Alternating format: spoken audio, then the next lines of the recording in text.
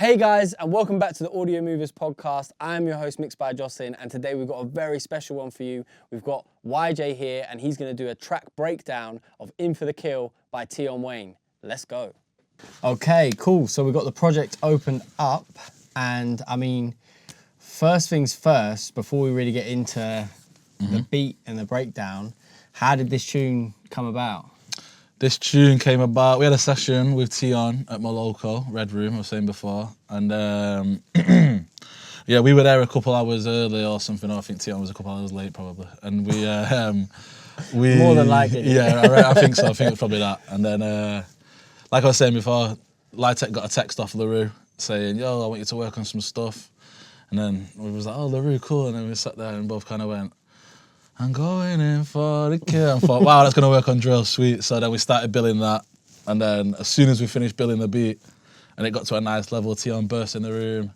He was gassed, ready to go, loved the beat. He said, let's do it right now. And then, yeah, man, and then it ended up being a big tune. Crazy. And he just knew straight away he wanted to jump on it. He did, bro, yeah, he did. Like I was saying before, we said, yo, we've got a couple other beats to show you, and that. My man was like, nah, this one here, yo, this one here. He's like, okay, he must have recognised the sample, some shit, yo, and it's just connected with him, which is a nice moment, which is rare.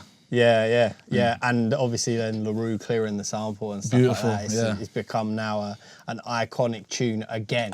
Yeah, which is brilliant. And Great you guys to be, part of the, you're part of the history of the song. Yeah, it's brilliant. Yeah, I think it's crazy. As I was saying, when we filmed the podcast, I got goosebumps when I heard it, and it was crazy, like re-envisioned the song again, and brought a whole new lease of life to it. Appreciate that. So where did you get started? Break us through that. How did we start? Now, obviously, we actually sampled the Scream version, so I guess we started by dragging it in. It even says Screams, let's get remixed still. So that's apparent. I think this is just the song. Like, you know what I mean? Yeah, that's the intro. Yeah, no stem splitter, and then obviously we just, when the bass comes in, it comes to a very filtered version. Oh, I guess we've got a bit of the bass from the original sample there, which I forgot, which we took out the intro completely, I guess. And then, so yeah, then that comes in with... No, the original song actually doesn't have it in the intro, and then the bass comes in, and then it does like another build-up. It has like two build-ups. So have I used that for that bit probably? Yeah, so that's it. So again, sort of leaning into like how it was, well, not originally, but when the Scream did his dubstep version to it. Yeah. So it is that one. Sick. And then, so I guess that from we've got the sample with scary melodic drilly tech snare. This is obviously a beat we've made previously. We've just gone and put that in. 808. That's what's bringing that drill feeling. Yeah, exactly. There's the drill, I guess, yeah. Then 808, it's just nothing. It's just literally... It's a big sound 808. Nice hussing 808, yo. Just used in the sampler and Logic, simple as fuck. And then I guess the only other elements in there is a bit of perks. I don't know what these are going to be. Just can't go wrong.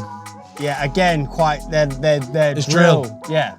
So it's like these are the elements that have made it drill. Yeah, like that shit there, and then it's just like. But that again just leans into how tapped in you were, because it's like as soon as you start singing it, you're like, we don't need to do anything to it. Yeah, exactly. Like, saw the vision. We can make this drill.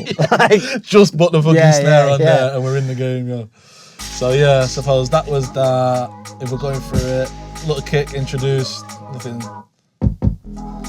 Side piece kick, I guess that's an American producer. Oh yeah, then LITEC played in the... the choir. Yeah, and is that automating in? I guess that's automating in a little bit.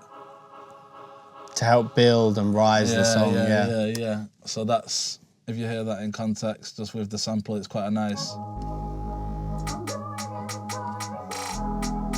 Just subtly coming in. And I remember LITEC saying that LaRoux was like, yeah, I love the choirs. To be fair, it's something like, again, where I'm listening to the song, I've listened to the song so much, it works so well. I didn't even notice that was something, because I really did pick this song apart. Okay, like sick. what's new about it? Do you know what I mean? And like, that choir just blends kind of. Yeah, it's like so natural. Yeah, it like needed to be there or something.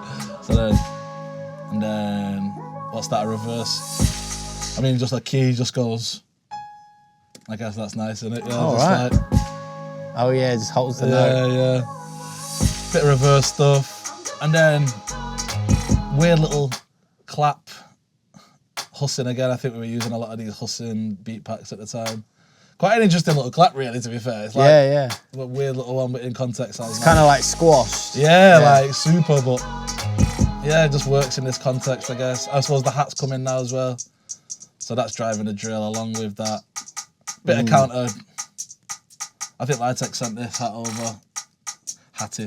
It works really well with like the like hi-hat snare pattern. Nice. And with the triplet there. Yeah, exactly. Is that something that like Lytek does with? It's something we both do. Yeah. Just like I say, when we build beats together, it might be him sending me drums, it might be me sending him drums. It literally can be either way. Yeah. But in this case, obviously, we've had the flipping that running, and he's obviously gone, right, let me do a counter hat. Yeah, because it's hitting on the off just every now. Just at a nice points, I guess. You know, like we've got the choir running in there that Tech played, and that's really it in that section. And you obviously, you got okay, this is the chorus section. So this is the whole verse. Tion's gone over this. Bam, bursts into the chorus. That's where the hat comes in. I guess we've got, I don't know, that element which we all. Just reversed cymbal. Really basic, to be honest. Just nice, simple elements. Is there any sort of like effects you would have added to any of these parts, or they're all sort of Do you know like what? Crazily enough, on this particular record, if you look at the channels every time, there is nothing. So simplicity is key. It's key, I guess, bro. Yeah. Like, this is an example of that. When you've got such a good sample you're working with, adding bass, drums, and a bit of frills to it. That's all you need to do. Yeah. So it's like, so there's your chorus, and then I guess what's this? Just that's her delay. Just so I can put a delay on the one fucking phrase, and then here we've just kept the. That's the Scream Tingo. Scream co-produced this thing. So like there's shout out to Scream. Exactly, shout out Scream, bro, who I fucking grew up on for years, so it's a nice thing to sort of. Was you into dubstep? I was a big dubstep kid, so was I. Yeah. It was grime, and then like dubstep and drum and bass, and that sort of grime, drum and bass, dubstep all lived in the same world. But I was a proper grime kid. Yes, and then I did become a proper little dubstep kid. My brother was like massive into dubstep and grime, and he had like a huge vinyl collection. Like he was big into like he mixed on 1210s. So did I. That's why I started DJing and stuff, and like I started spitting, and then met my little friends who were DJs. I was like, right, I want to be a DJ as well. So I've got got some good tunes on vinyl as well. Got some classics. Dub plates. I've got no dub plates, can't gas it, but I've got some good 140 tunes that man probably don't have the hands on. Well, I can't really talk about it on the show, but maybe I can pattern you some. Okay, I'll take that. Yeah. Because I know a couple like Manchester's got a scene for that, and like man like Chimpo and that, they'll do dub plates for man. And all of that stuff, sort of like that, that's led to this point. Do you know what I mean? Yeah. Because like drill is like, what's this beat? It's like 140s. It's kind of grime, yeah. It's kind of grime. You know what I mean? We took American Chicago drill, and we kind of added. I don't know, like we didn't really the UK didn't add any grime elements to the beats, but because it's coming from the UK, and it's faster. Do you know what I mean? It's 140, so it's the tempo that we're used to spitting at. Do you know it's what 140. I mean? Like we literally grew up 140, bound by 140. Yeah, it was grime, dubstep, everything was 140. Yeah, even like 144 would be kind of nuts. Like it's just like just stick your finger at 140. And like that is a thing, and like when I was spitting bars, I couldn't spit at anything other than 140. Right. Like most grime MCs, they can't you hear them trying to spit on rap. And it kind of sounds corny. It's kind of like slowed down grime. Yeah. So 140 was like that was man's tempo, that was man's thing, dubstep grime. So then this section's easy. Second verse, just flipping, like we say, the scream sound. The hats have stayed in there now. So It's I guess broken down really. The main thing that's moved is the initial sample, and you're just using that sort of ring noise that screams sort of like, because that's how he made his version so unique, bar the fact that it was like dubstep, but that noise, you heard that coming in, you were like, oh yeah, this here we go. Yeah, because you'd hear it in the mix when someone would be mixing it in a set, and you'd be like, it's about to pop off. Trust, and actually was so big. Yeah. And flipping, so I suppose it's nice to mention that in the first verse there's no hats, and it's just, and then we get the hats in the chorus. And then I guess the second verse, it goes down in terms of energy, in terms of the sample, but the hats stay there. So a perceived sort of energy is continued, basically. Like, and I gotta say, like, this might have been subconscious, but even the choice of 808, it being a bit more growly. Like, obviously it is used in drill, but like, again, it's sort of leaning into some of those like stabby notes that would have been used in dubstep that Scream would have leaned into. Kind of accidentally, but yeah, exactly. So that's why, again, it's like working so well. It just seems to like have this perfect relationship. I hear you, it's one of those nice things where we made the beat and it really was easy. And it's like, okay, this makes sense straight away, So yeah, hats carry on, nothing groundbreaking, but it is nice. Say we didn't have the hats show, it's kind of nice to like, you just be like, well, I didn't realise that the rim's super filtered in this section, which so you're bringing it back again. Yeah, it's kind of random, but because the hats are there driving the groove, I guess. You're letting Tion have his moment. Yeah, exactly. The tune. Basically, that's exactly it. Just giving him space. The choirs come back in. I mean, no other new elements there. And then I think this is the pre. Yeah, this is about to be the pre, I think. So the pre's got a couple new elements in. Let's see. This would have been LITEK playing the keys. Well, I think so. You can see the velocities coming from an actual keyboard, not just the actual. I just pressed there. So when I play, you know it's me because it's just all the same velocity. Do you know what I mean? So LITEK's played that. I guess bass note to go with it. It's kind of nice putting your bass note on another channel sometimes. Yeah, so well, it's not and fighting for space. And it's hitting an off note as well. Yeah, that one there was nice, innit? The little. Oh no, well that's with the chord, yeah, exactly. Yeah, so yeah. But the other chord is really low velocity, so it's sort of exactly. Like these guys are just crammed right up, so you can get that, like, you know, and that particular sound, the velocity needs to be super high to get that sound. What we've got running now is sample, filtered, the different section of the song. Yeah. This is sort of her pre as well. Yeah, exactly. Now you're reminding me now. We've obviously gone right. Let's take her pre and make it our pre. And then this one more element, I guess, goes nice with all the others. It's just one key thing, just going. Yeah, it's breaking it down. And it does quite a lot for it, that, it's just like, you get to a new section, you're sort of spaced out. It's just like such a and this is then, bringing a new lease of life to it, because you are sort of like taking the record in your own. Yeah, a little bit more, I suppose, in this section more than any. Yeah. Like, but again, though, it's just some chords, and like, so it is just like, it's adding a bit of emotion to it. I guess what's this? One key. And then I think we've got like a reverse key somewhere, if I remember correctly. Oh, yeah, possibly not. I think the reverse key might come in here, but yeah, so that's just the pre. We'll come out of that. Into the drop. Chorus, we've been over that.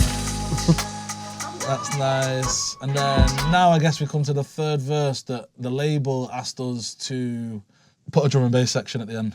Right. So personally, wasn't a massive fan of the idea. Didn't hate it. Didn't love it though. And do you think that might have come from the fact that, again, it was in the original, it goes had to drum that? And bass, yeah. So the A&R. So the A&R is obviously our age. And listen back the tune. And he's thought, right, let's just kind of copy that.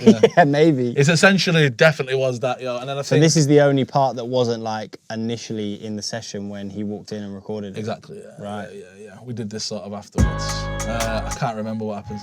This is it. So essentially now we've got the third verse, I guess. And this was requested by the label. This was requested by the label to make it drum and bass, and then so we did the filtered. Is it? Just coming in there. So you're teasing the audience that we're getting on a different pattern here. Yeah, so it's let them know like something's coming now. Exactly that, yeah. I guess I don't know why there's 2 drums guarded there, but there is. And then So you've actually done a BPM jump there as well. Exactly. Again, yo, this actually isn't the final. Let me just say it's close enough, but if I can just maybe this one. Let's see, final one. It's essentially that. There's just like, yeah, like you say, there's a tempo, increases tempo, sort of the. Yeah, this is it. Yeah, you can hear the riser there helping you with the tempo. Exactly. We were just riding on them. So. Oh yeah, there's a little bit of chopping, which is quite cute. That's so cute.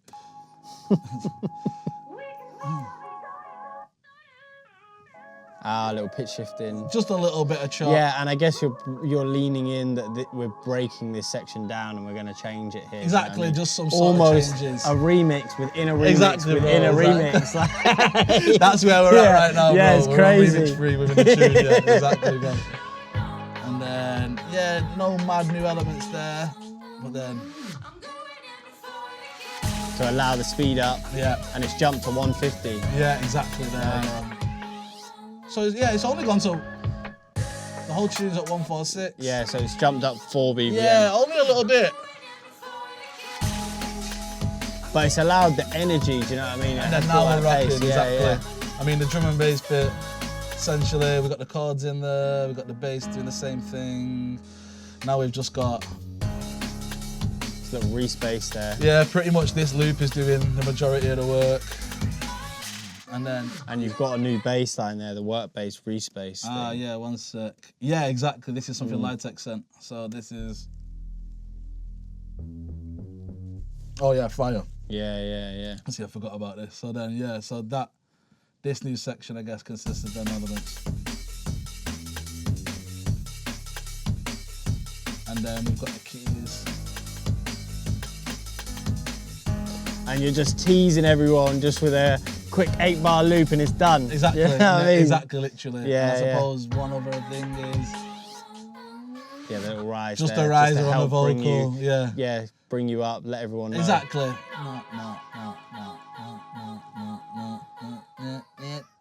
Amazing. Dead simple, subtle. And then, yeah, I guess, comes to the end. Done. End it on a little gunshot, let them know we're still in a drill beat. Yeah. And we're good. Bring you back, yeah. And you said, obviously, you recorded the song in one session, like the same day that you made it. Yeah, and then Tion went back and did the third verse separately because all this section was kind of new. Tion went back and did everything again, but we got the bare bones of the song, including vocals, demo version on the first day, yeah. And then you just sent him the beat, he recorded his thing. Yeah, well, he had the beat there because the engineer, Sam, because the label wanted to send it to some American engineer. We didn't like how it sounded. You know, he was asking before. That's what happened. We were like, we don't like it. So Sam, who works at Moloko, I don't know if he still works at Moloko, but he's like Tion's guy. And we just said, bro, we want you to mix it. You know what I mean? Your mix sounded better. I don't even think he'd necessarily done bare chart-topping mixes at that point. Done a lot of like recordings, but we were like, nah, Sam who? I knew you'd ask me that. I can't remember his surname. We'll find out and we'll plug him in it. We'll put him in the thing. He knows I've got love for him, because Sam's our guy and that we see him still knocking about in Moloko. So yeah, I got Sam to mix it. He had the beat there. Yeah, Tion went and finished the vocals. Amazing. It was nice, you know, it's making a song from scratch all in one day. And then it was in the top 10 for about 12 weeks. Oh, yeah, amazing. Like, yeah, it stayed totally. in there. Yeah, and I think, if I remember correctly, like Christmas came and all the Christmas #1s came. This might be a different single, you know. But it might be. I'll just say it anyway. And then, like, when all the Christmas #1s came back out, we went back in the top 10. Right. It might have been a different song, but I think it was that one, yeah. Well, anyways, you know, totally shows justice. And, you know, as a fan of the original, you did this one justice. Yeah, man, I appreciate it. Yeah, it was a brilliant tune. So, yeah. And well deserved all the success. I'm glad you think so, bro. Thank you so much for opening up the project and showing us. Yeah, for sure, bro. If you've liked this video, please make sure you like and subscribe. You've been watching the Audiomovers podcast. We'll have whYJay's stuff all linked below, and we will catch you guys in the next one. Safe. Blow.